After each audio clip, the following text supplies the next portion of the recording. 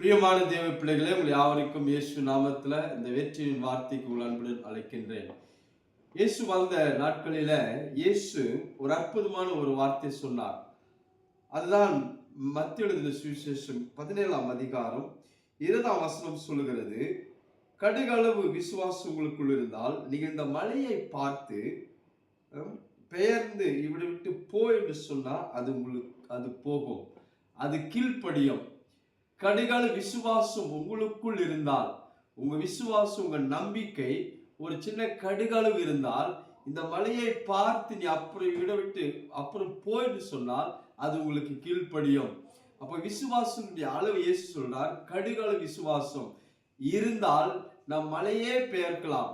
நம் வாழ்க்கையில் இருக்கிற அத்தனை பிரச்சனைகள், போராட்டங்கள், வியாதிகள், தோல்விகளை அதையெல்லாம் எடுத்து போட, அதையெல்லாம் நாம ரிமூவ் பண்ண, நம்முடைய மலைகளை தகர்த்து போட நமக்கு தேவை விசுவாசம். ஒரு சின்ன கடுகளவு விசுவாசம் இருந்தால் உங்களால் கூடாத காரியம் ஒன்றும் இராது என்று இயேசு சொல்லுகிறார்.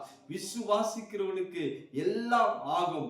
விசுவாசம், உங்கள் விசுவாசமே உலகத்தை ஜெயிக்கிற ஜெயம் என்று வேதம் சொல்கிறது. எனக்கு அன்பான தேவ பிள்ளைகளே, உங்க சூழ்நிலை, உங்க பிரச்சனை, உங்களுடைய வாழ்க்கை இருக்கிற அத்தனை காரியங்களை மாற்றுவதற்கு தேவனிடத்திலிருந்து அவருடைய விசுவாசம் உங்களுக்குள் இருந்தால், கடுகளவு விசுவாசம் இருந்தால் மலையே நீங்கள் பெயர்க்கலாம், மலையே நீங்கள் ரிமூவ் பண்ணுகலாம். உங்களுக்கு தேவை கர்த்தருடைய அந்த விசுவாசம். கடுகளவு விசுவாசம் இருந்தால் வாழ்க்கையில் என்ன வேணாலும் ஜெயிக்க முடியும், என்ன வேணாலும் செய்ய முடியும்.